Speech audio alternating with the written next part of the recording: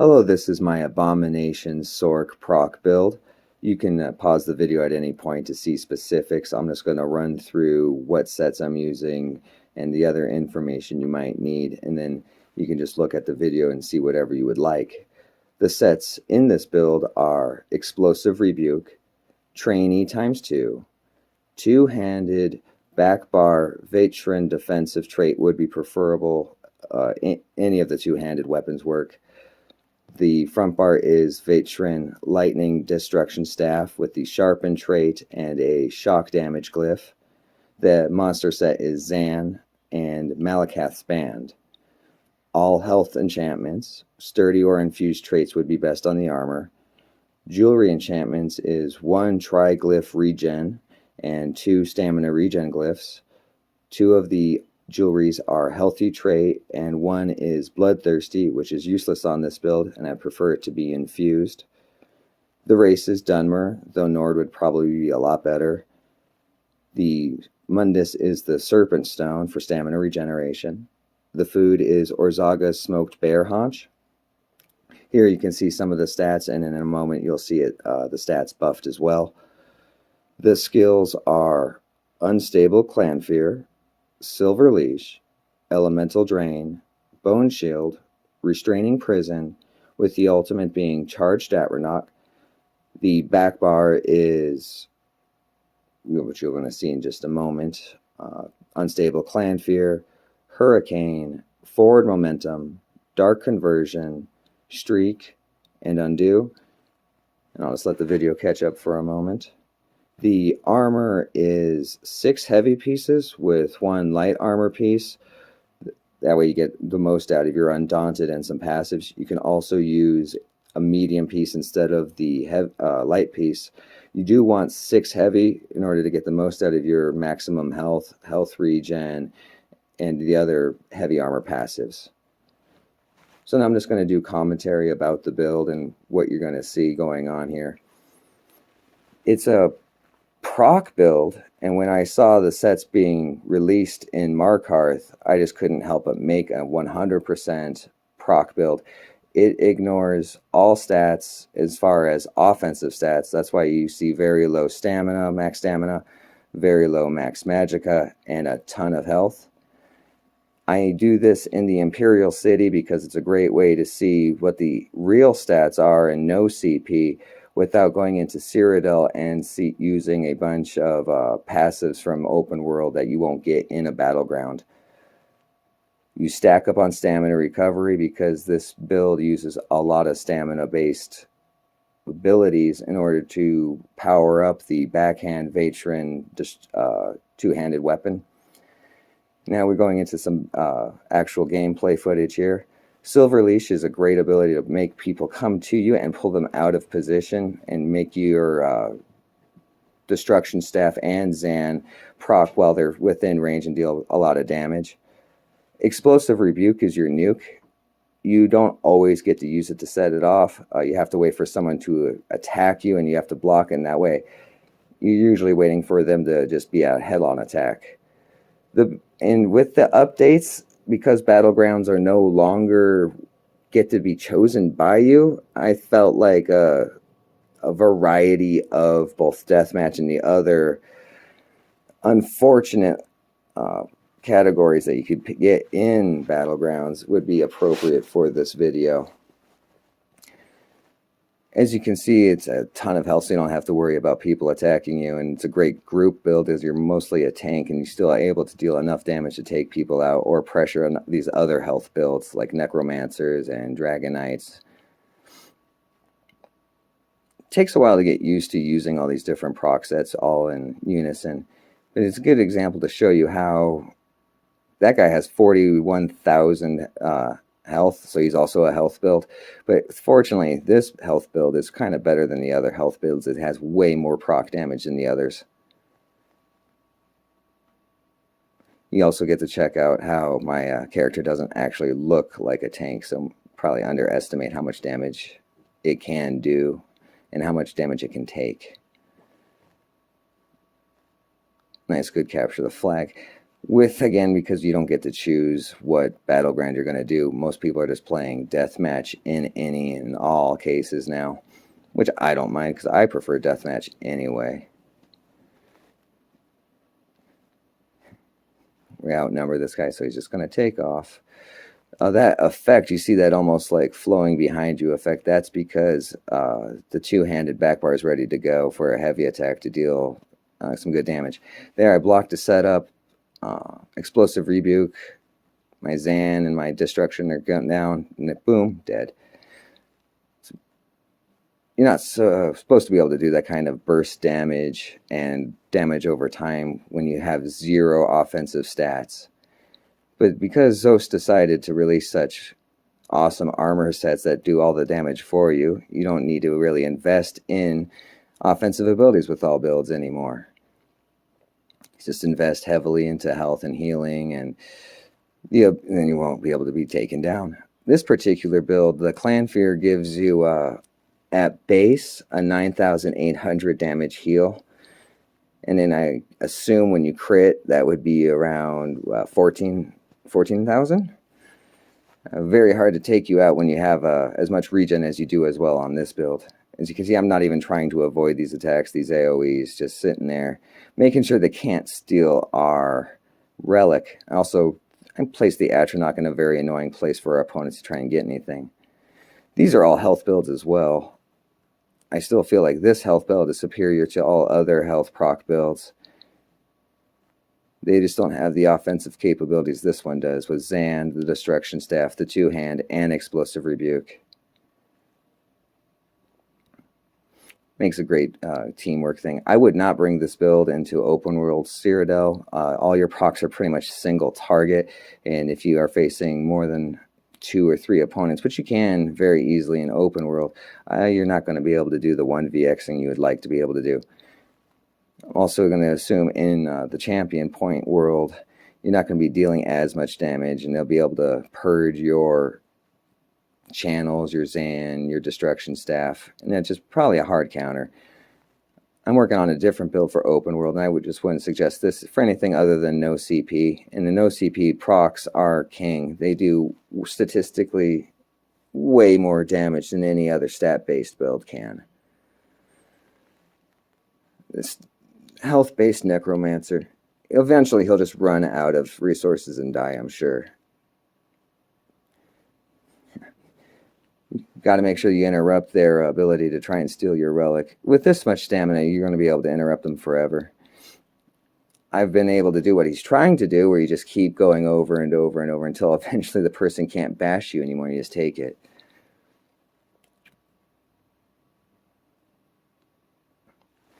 His Goliath form keeps him alive. It doesn't last forever. And this build, again, like, could just sit there and stay in his AoE and just not even come close to dying. That Clannfear heal is huge. Foreign Momentum also has this snare removing effect, which is very useful. Restraining Prison gives you minor or major mending, not nearly as good as it used to be, but very useful for this build on that already massive amount of healing you get from Clannfear. And with this much health, Bone Shield is I think it's at around 6,000, 7,000 shield. That's very significant in no CP.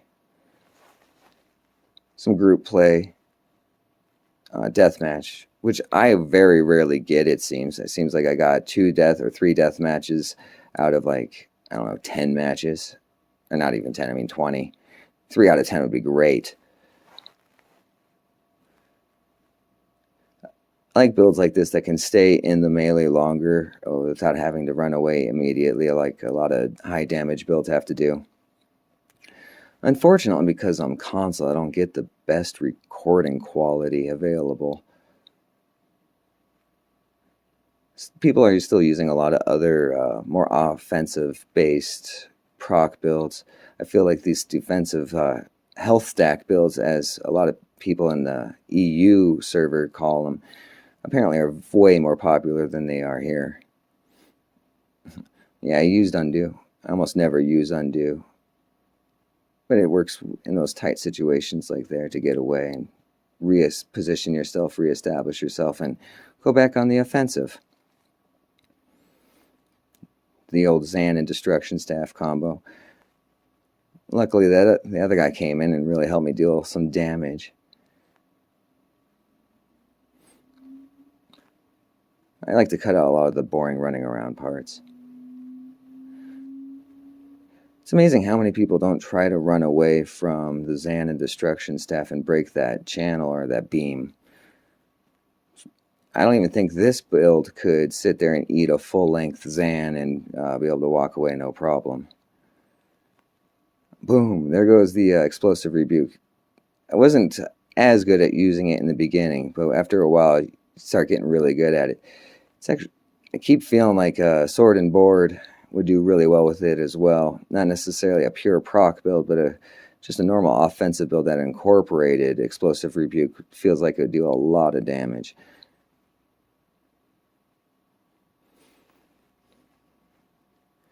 Somehow that guy died around the corner. It's amazing how often that happens. Probably one of those like Hunter's Venom or Sheer Venom. He just ended up killing him when he was trying to run away. I like builds like this that can just, sit there and allow the opponent to try and kill you and just has no chance of doing anything. Also allows your allies that are more offensive than you to really, take the lead while you're taking the brunt of the damage. You do have to be careful with overextending with such a build, because when you're heavy attacking and trying to get that explosive rebuke off, it leaves you open for them to attack you, and sometimes you just don't heal yourself in time. I had to make sure to remind myself to heal and to not just constantly try to get that kill. And this is to show you how fast this build can potentially kill, especially with no offensive stats. It took 6 seconds to kill that guy, and I have 0 offensive stats. I don't think you can argue that proc builds and proc sets are somehow not OP. I mean, I've proven it on the forums that the 33% minimum, like spring-ins and other stat-based builds, are less efficient by at least 30%. And it's not like procs cost anything to use. They continuously going on. And with these stats, you have to use abilities. And with the explosive rebuke, it has in no CP a 13,000 tooltip. You got 25% with Malacath and the other passives.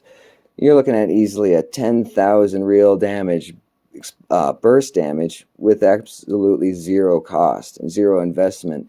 All you have to do is block 1 attack, and in Battlegrounds, as you can tell, that happens all the time. This build's great for capture the flag and standing your ground. With 42,000 health and a 10,000 heal, you're not going to be able to get killed very easily. I like these kind of clips. He shows you 2 versus 1. Yeah, you saw a lot of me with my allies, but I like to show some of it where I'm outnumbered and give you some good examples of how good the build can be.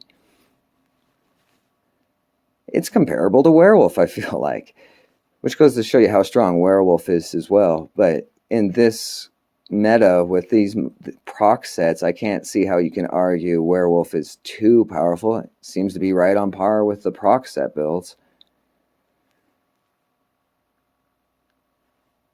A little bit of capture the flag with an ally. Sometimes I don't play deathmatch and actually just play for the actual resources. A little 2v2. This guy's trying to take out my ally. He and I just worked real well right there. I don't know where the other member, the other green guy, went. He just disappeared right there. Maybe he saw us get his buddy killed, so he didn't want to face us down together. It's an incredibly powerful build. Just way too much damage with procs. And the ability to just invest completely in resources and survivability. I completely missed with my Atronach there. And it's weird how a Templar did not purge my beams right there. Would have figured he would have done that. Some 2v2. I don't know how long my buddy will last. With so much health, a lot of times when you're paired up with someone else, the enemies are just going to try and focus them. And they don't expect your proc damage to come out of nowhere from such a heavy health build.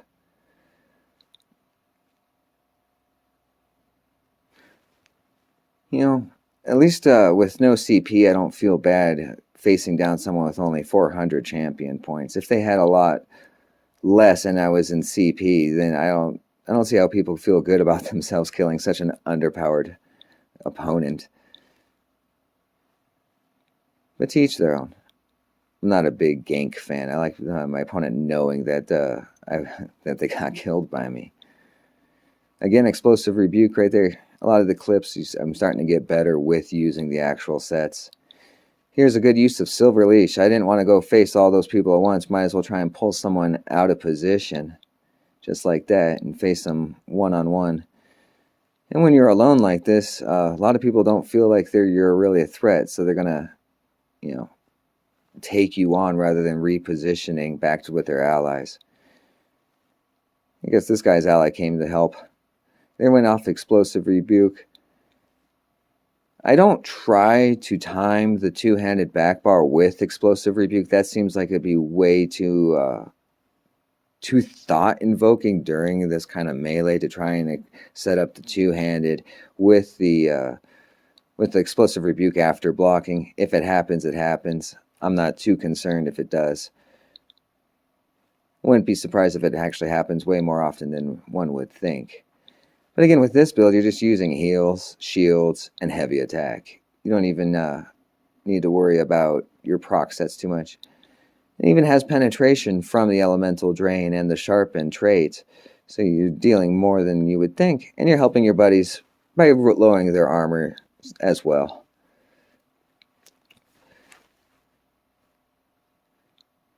I like showing the outnumbered fights. And the ability to run away on this build is kind of unprecedented.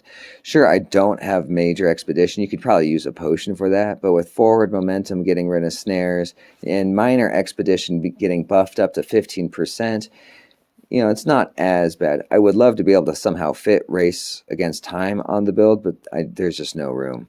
And you need as many stamina-based abilities in order to get that two-handed back bar powered up.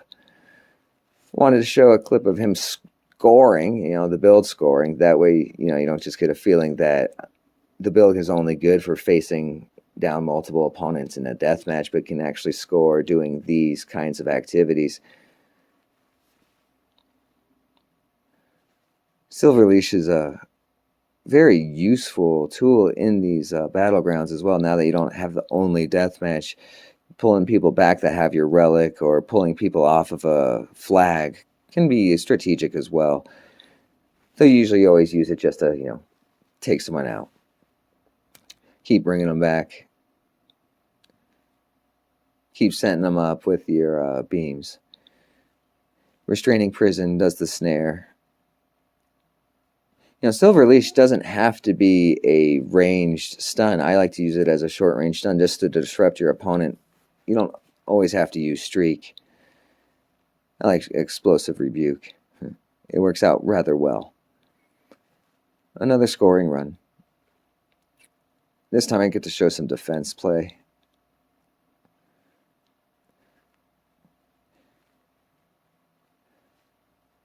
I always pick the solo queue. I don't ever do the group thing. I've never been able to actually get a good Battleground group even started using zone chat or my limited guilds. Don't have a real PvP guild. Just use friendly guilds. I like this outnumbered play and then showing some one-on-one.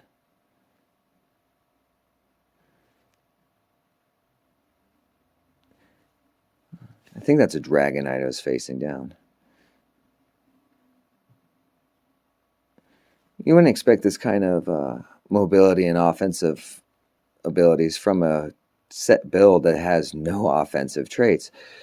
Again, that's why the Dunmer race isn't very good for this kind of build. You need max health, and the weapon and spell damage don't really help, and the fire resistance doesn't really help too much, as there's not a whole lot of fire-based builds going on. I'm sure you have Dragon Knights. They're just not as common as the Wardens anymore, or the Necromancers. There's not very many Sorcerers anymore anyway. And I think this is one of the most underrated health builds being the Sorcerer, everybody thinks of Warden, mainly because of Arctic Wind. But with the Clannfear heal, that's probably the biggest heal in the game. And then you also get the passives that increase your max health because you have a pet out. And then you have the Sorcerer passives that increase your overall damage, which synergize really well with your proc damage. I wouldn't feel bad at all, though, if procs got nerfed, or at least stat-based sets got buffed. You need to make a lot more equal if the stat-based sets got buffed.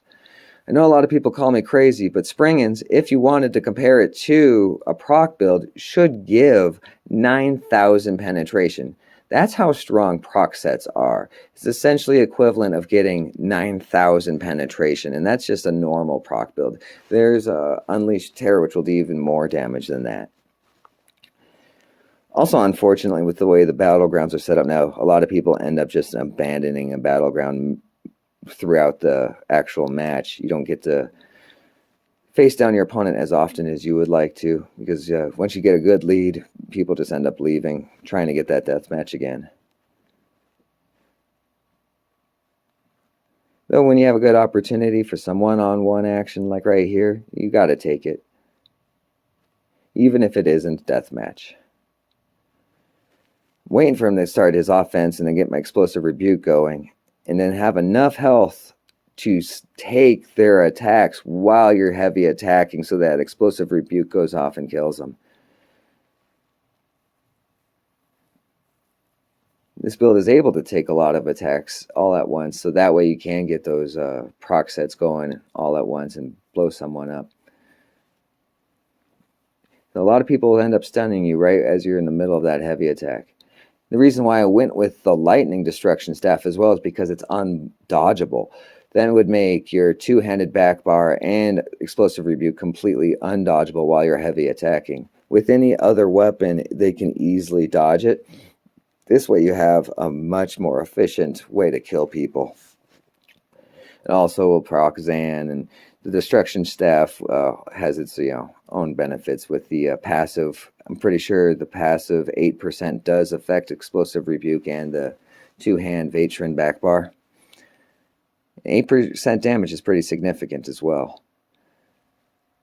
I've only got received the perfected two-hand Vateshran back, so that's why I only have the perfected one on the back bar and the normal one on the front bar. This is a good example of the mobility of this Sorcerer build, using Streak, using Dark Conversion and Clannfear and forward momentum to prevent, and just going back and forth, repositioning these guys until they figured out that I wasn't going to come, and then all of a sudden I go for the next flag. So when there's a flag involved, I am going to stand my ground all the way until I die if I have to. That way you get as many points. And if someone does run away off of the flag, I will not chase them. I'm going to stay on that flag trying to get those points. If they're within range, of course I'll continue attacking, but I'm not going to give up loot or winning the match just because someone else wanted to get the kill. See, a lot of health necros nowadays.